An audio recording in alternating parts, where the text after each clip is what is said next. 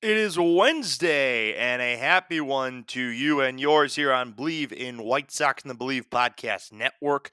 I'm Greg Miraz, your host. Sorry we've held off a couple of days on recording, but I got tired. I'm just going to say it. There were some times in the evenings where I felt like I was going to do a show, and then I took a melatonin and I realized, yeah, no show's going to end up happening. But the theme of today's show, and before we get into that, make sure that you subscribe to the podcast pages, the YouTube channel, tell a friend to tell their friend to tell their carrier pigeon, however you want to spread the word of the show, because we need growth. We're coming up on a full year of me being the host of this show on the Believe Network. So hopefully that continues. And I appreciate the folks at Believe for letting me have an avenue on their network to talk about my favorite baseball team. And my favorite baseball team, these kids can play. I think that one thing that we had to look forward to all of last year was the future, because you couldn't look toward the present. The present gave us nothing. The future was going to give us something. And I think for a lot of people, the future is here sooner than we thought it would be. Two pieces of the Garrett Crochet trade are already in the big leagues in Chase Mydroth and Kyle Teal. Now, Kyle Teal is not having as many at bats, or rather, has not had as much experience just because he just got called up as Chase Mydroth. But so far, Kyle Teal's got 3 hits and 10 at bats. That's a 300 batting average. His on base is at 500 to this point. He's got 7 times on base in 14 plate appearances. I was at the game on Friday when he made his major league debut, and how cool was it to see his family sitting a section over from mine watching their son make their big league debut. And then when I went on Sunday, seeing around the center field concourse below the scoreboard 5 different people in Kyle Teal jerseys. I mean, that was really cool just to see how his family came out and gave him the boost in his debut series. For those of you watching on video, yes, that is a Houston Astros 2022 World Series Champions Cup. It's one of the leftover cups I had from my travels to various ballparks of America, and Houston was where I went in 2023. I do want to get to a new ballpark at some point this year. I'm thinking either Detroit or Atlanta, because I've got a lot of Delta miles, and Delta flies to Chicago from both of those places. For those of you saying, well, what about Minneapolis? Well, I've already seen Target Field, and quite frankly, Target Field, not that impressive. Sorry, Twins fans. Just that's how I feel. But Kyle Teal has been impressive to start. Chase Mydroth has been impressive his whole time. Tim Elko had a walk-off RBI single on Thursday. I was at the game with my senior manager at my normal job, who is from Detroit and is a Tiger fan. So we can admit, though, that Tim Elko does have his issues, but I'd rather see him play the majority of the time at first base than not see him play at all. He's only hitting 176, but he's got 4 homers in 51 at bats. So when he hits the ball hit hard, ball go far.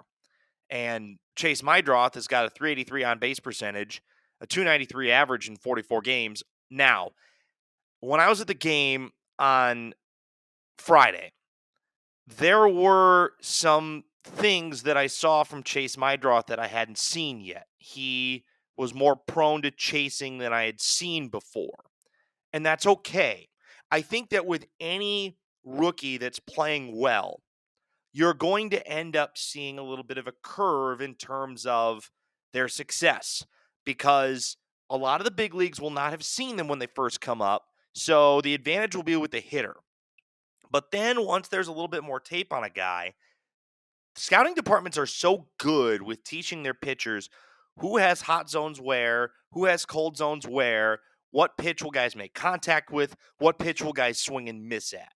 And I think that the Royals did a really good job scouting out Chase Mydroth in that start on Friday, which, gosh, who started for the Royals on Friday? Why can't I? It was not that long ago. For some reason, I cannot remember who started for the Royals on Friday. But in any event,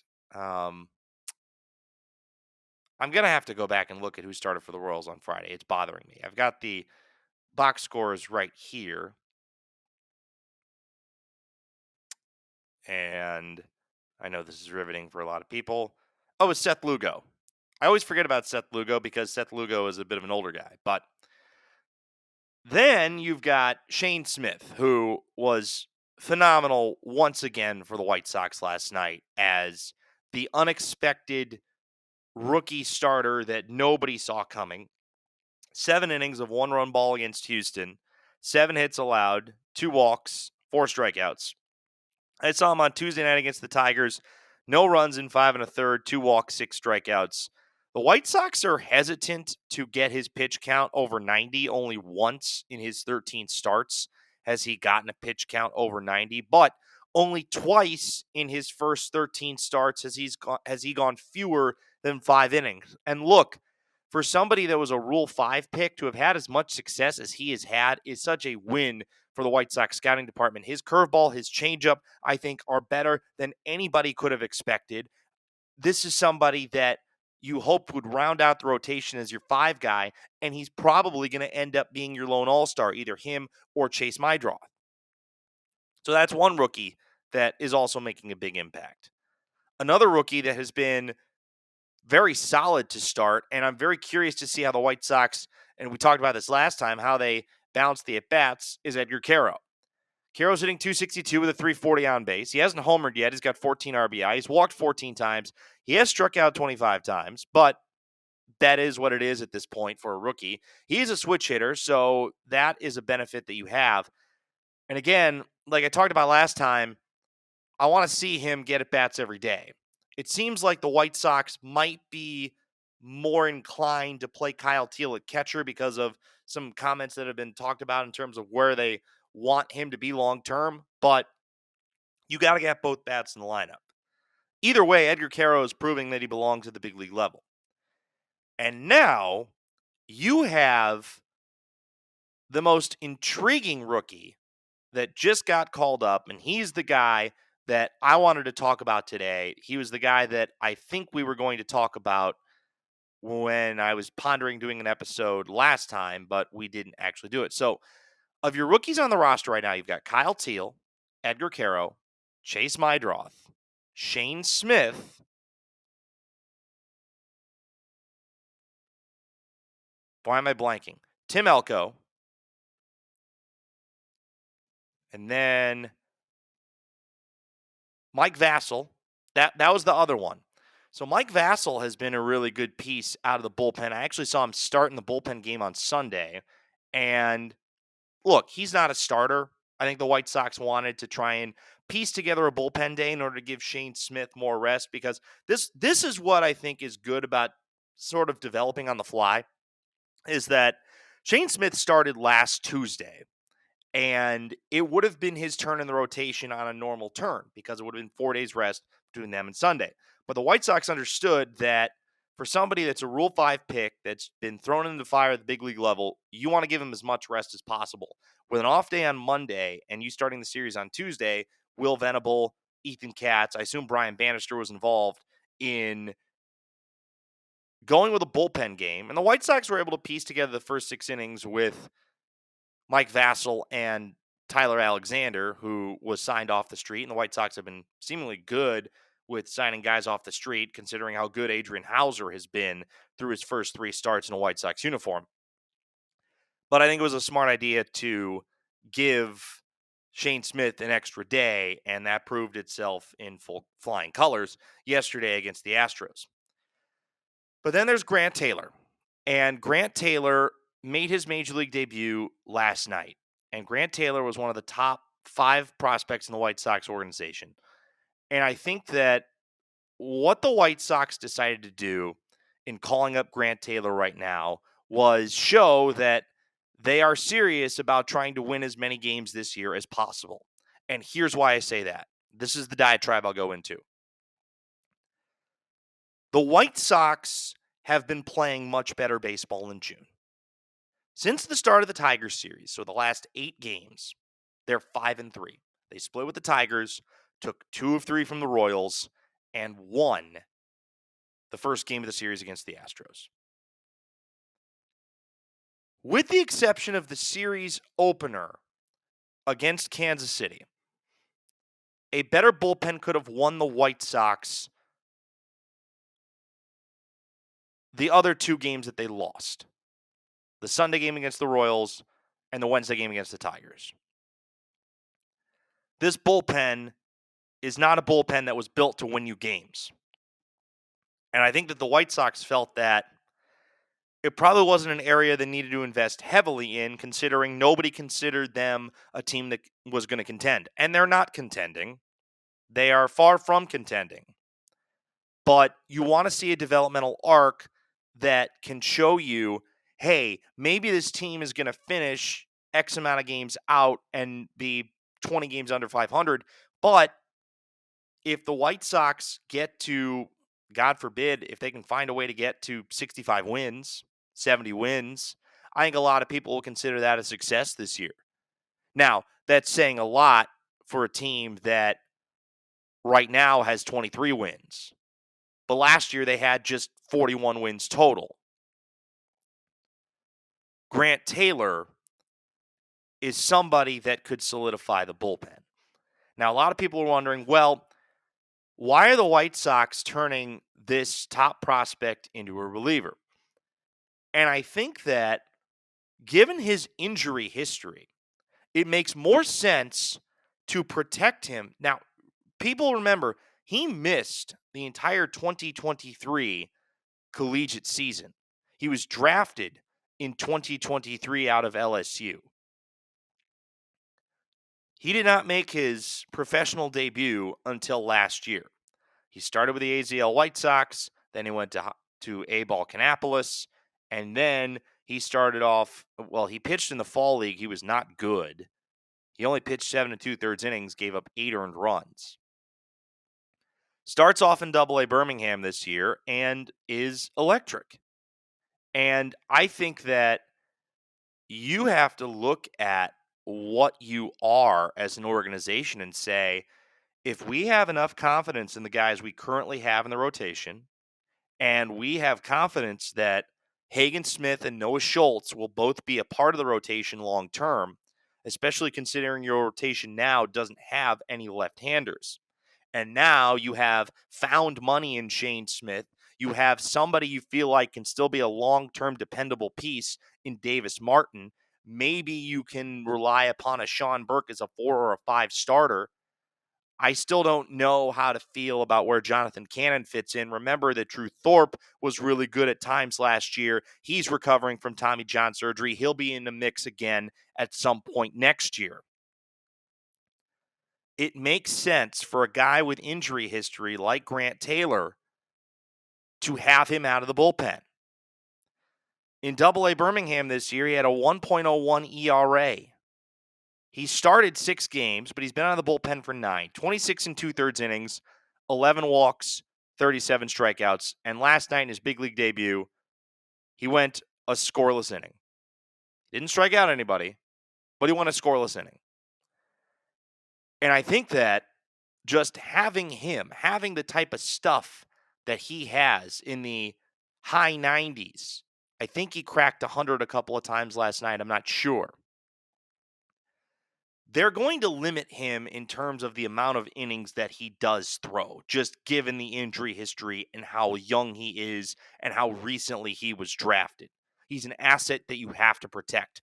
But I would rather have Grant Taylor throwing 1 inning at a time, as many times as will be allowed during the week, than to see them continue to roll out Jordan Leisure. I don't want to see Jordan Leisure in a high leverage situation again. Every manager has their blind spots in terms of what relief pitchers get used in high leverage situations. Will Venables is Jordan Leisure, and that's why I was a little bit surprised that the corresponding move for calling up Grant Taylor was DFAing Bryce Wilson, who you could use as another starter, instead of optioning out Jordan Leisure. So it looks like because of the fact that he is who he is in terms of his velocity, even though there's not a lot of movement, that Jordan Leisure will continue to stay on the big league roster. And you know what? That's fine. That's totally fine. But don't put him in high leverage situations. Maybe there's an opportunity to work Grant Taylor into some high leverage situations. Either way, it's the most hope I have felt for the bullpen all year was seeing him come out of the bullpen in relief of Shane Smith and pitch as well as he did. This was the right move to make right now. Just because a top prospect isn't a starter doesn't mean that you have to wait until they can start in order to actually have them be a productive part of your team. This is the role he was needed in right now. And this is the role the White Sox are giving him. And there's nothing that says he can't be a starter down the road. Maybe it is working his endurance back up to where he can be a full-time starter. I mean, you look at the start numbers compared to the actual innings pitched, and it just goes to show you that they're not willing to max him out post-injury. Last year in Kannapolis, he pitched 16 innings over 4 starts, 1.13 ERA. So he was effective, 25 strikeouts to 1 walk in 16 innings. But again, 4 starts, 16 innings, that's 4 innings a start. That's a guy you're trying to protect. In Birmingham, 15 appearances, 26 and 2/3, 6 starts. Even if he had only made 6 starts in 26 and 2/3 innings, that's 4.44333333 innings per start. So even if you took his innings total and just took away the other 9 appearances, it's still under 5 innings a start. So there is an objective here with what they're trying to do with Grant Taylor. But the fact of the matter is that he's somebody that you saw as a part of the future, and the future is here. The future is now. You've got 7 rookies on this roster, 2 of them being Rule 5 guys. Well, Vassell was a Rule 5 guy that they traded for. But you've got the future here now. And I guess the question becomes, who's next? Who do you... Now, this is... Grant Taylor is the first guy that the White Sox, prospect-wise, I know that they did it with Omar Narvaez when he was with the team earlier this year. He's the first prospect that they've called up straight from Double-A. So, who's going to end up coming onto this team next? In terms of prospects, there aren't really that many prospects pitching-wise that are left down in AAA. You've got guys on rehab like Tyler Gilbert, and Penn Murphy's not on rehab, but Penn Murphy's not a prospect. Everybody that you've seen in the big leagues before that's down at Charlotte in terms of a pitcher is not somebody you can rely on for the future. You've got the Jesse Schultons, the Nick Nestrinis, the Penn Murphys, the James Karinchak, who he's not a prospect, but he was a has-been for Cleveland. Maybe you want to see some Jairo Iriarte at some point. Tyler Gilbert's on rehab, and I think that the White Sox really liked what they had when he was there. Oh, no, Mike Clevenger's in AAA. Anyway, I hope that he's not back on the roster. But in terms of the prospects that are down in AAA Charlotte, you can either see more Dominic Fletcher, and I think the White Sox need to see more Dominic Fletcher. Maybe you say to Brooks Baldwin, come back up and you're exclusively in the outfield. Drew Baker, who they got in the Matt Theis deal, is now on the AAA Charlotte Knights roster. Let's see how he has been doing to this point.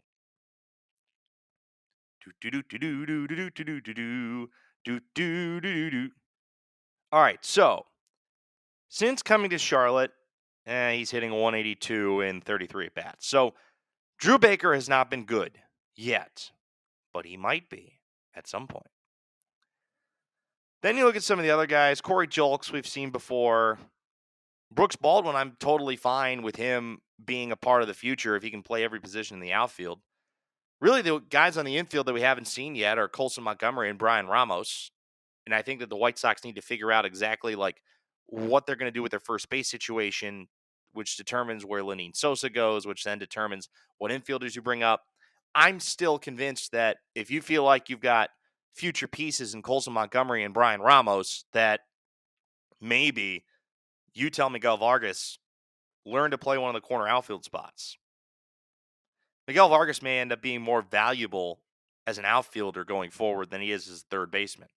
But I think it's good that you can have somebody like him that can play a variety of the different corner positions, either corner infield or corner outfield. It's all going to progress as time moves along, but I don't think we're going to see another call up for quite a while. I think the next one that you would see in terms of a prospect would be Colson Montgomery, just because people are clamoring for him. The other guy that I'm curious to look at how he's doing is Jacob Gonzalez, who is another infield option that the White Sox could have moving forward, considering that he is a former first round pick. And right now, he is in Double-A Birmingham, hitting .267 with 4 homers and 23 runs batted in. So, big league ready? No. Somebody that at 23 years of age could be ready to play the infield at some point next year? 1,000% yes. The kids can play.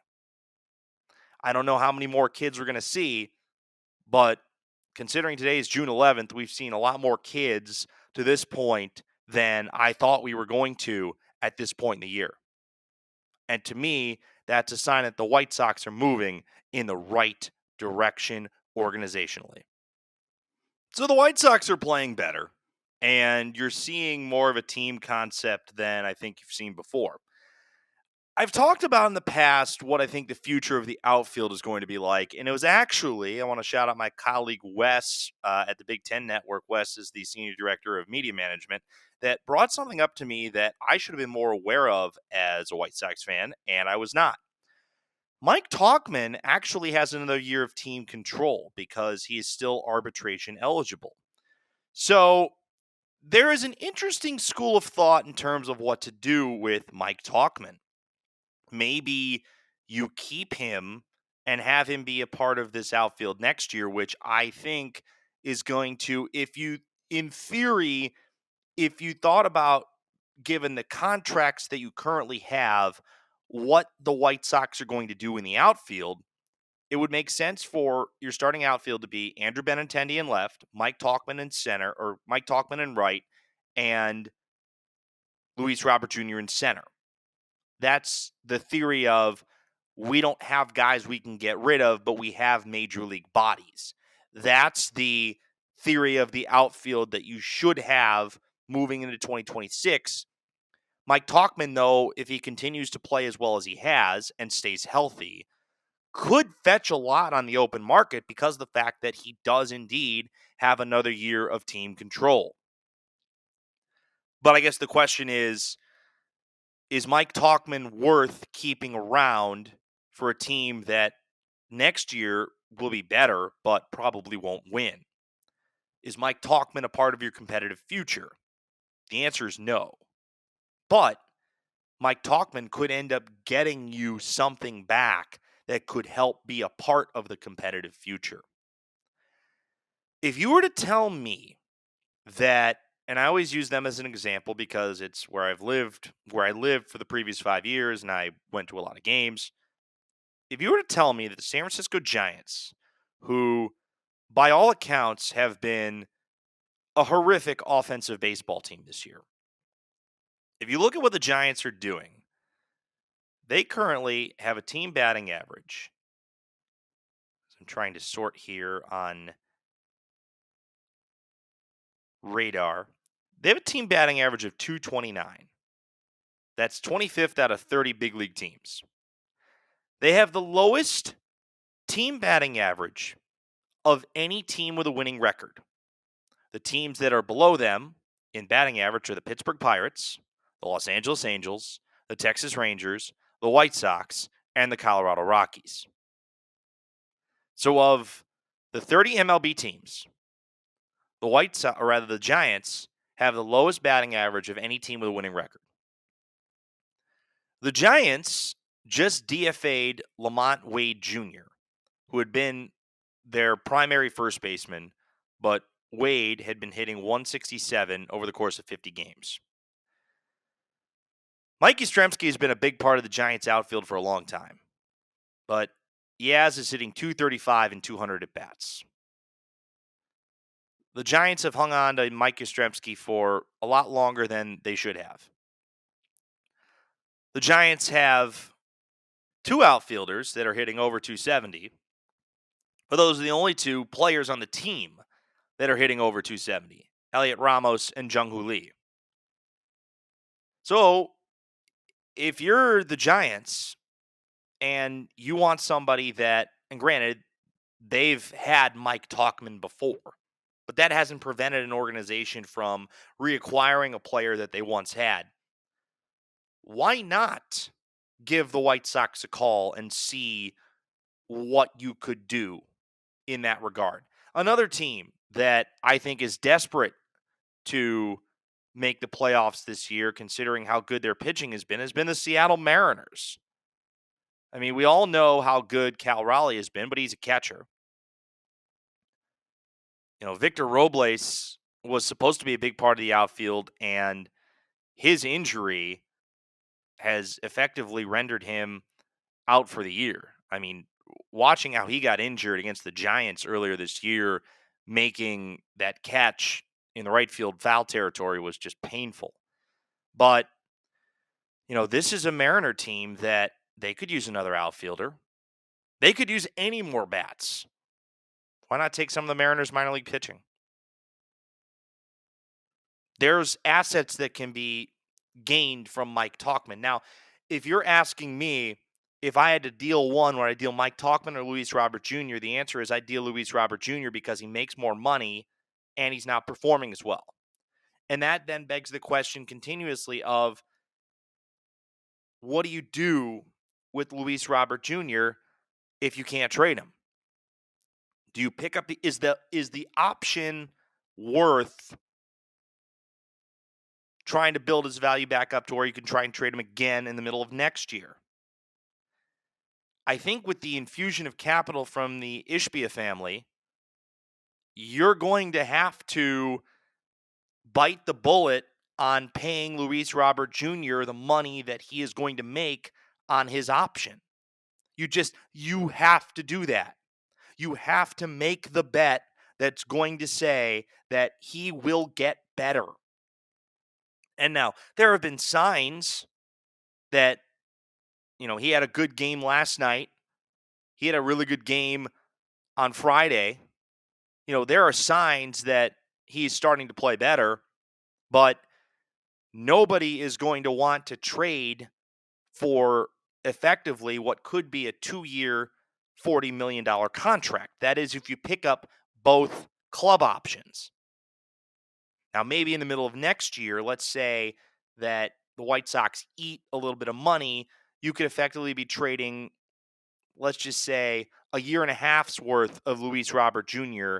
for the other team to take on $20 million. So the White Sox pay the entire salary of 2026, and then it's on the team that they trade him to pick up the club option in 2027. That's one option that they could have. But again, it's about building this outfield for the future, and he's not part of it. He's not part of it because his contract was built so that this was going to be the end of this current White Sox competitive life cycle. If he was better, and if the White Sox were better, this is not a conversation we would be having. But that's not the case. And because that's not the case, this is where the White Sox are at. So, whatever is best for the organization, if you feel like you can run it back with a good enough outfield of Andrew Benintendi, Luis Robert Jr., and Mike Tauchman, and then Brooks Baldwin can fill in the spots where necessary. He's a switch hitter, so he can help with the platoons. If Benintendi's got a DH one day, you can shift parts around, that's fine. If the White Sox outfield starting next season is Andrew Benintendi, Luis Robert Jr., and Mike Tauchman, I have no problems with that. But if it's not, I want to see significant assets back for one of those two guys. If Mike Tauchman isn't traded, he should be on this roster to start next year. If Luis Robert isn't traded, he should be on this roster to start next year. But I think at this point, the White Sox can only hang on to their hand for so long. At some point, they just have to accept the fact that they're not going to get as good of a deal as they want. If they were going to get a better deal, he would have been gone already. He would have been gone last year. He wouldn't have started this year on the opening day roster. If he wants to get in a situation where he can win now, he has got to play like he wants to win now, because he's not playing like that. You have seen, unfortunately, what has happened to some players from the prior regime, to the prior competitive life cycle, and what their careers have become. I don't count Jose Abreu in this because he was pre-first rebuild. Yoan Moncada is on life support. Tim Anderson is out of baseball. Eloy Jimenez is in AAA with the Rays. Lucas Giolito got injured, and he's been terrible. Dylan Cease is off and on. Now, that's a guy the White Sox should have hung on to, but they didn't. Lance Lynn retired. Dallas Keuchel's out of baseball. But Dallas Keuchel was off the team in 2022 well before the Pedro Grifol years. So I guess he doesn't exactly count. But the fact of the matter is that Luis Robert Jr. and Andrew Vaughn are the last two guys left. And I haven't even touched on Andrew Vaughn because until he gets a call back to the big leagues, he's not worth talking about. That's it. That's all. Thanks, everybody, for joining us here on Believe in White Sox. We'll be back with you at some point over the weekend or early next week. White Sox 2 more in Houston and then up to Dallas for 3 against the Rangers. Thanks, everybody, for watching and listening to this episode of Believe in White Sox here on the Believe Podcast Network.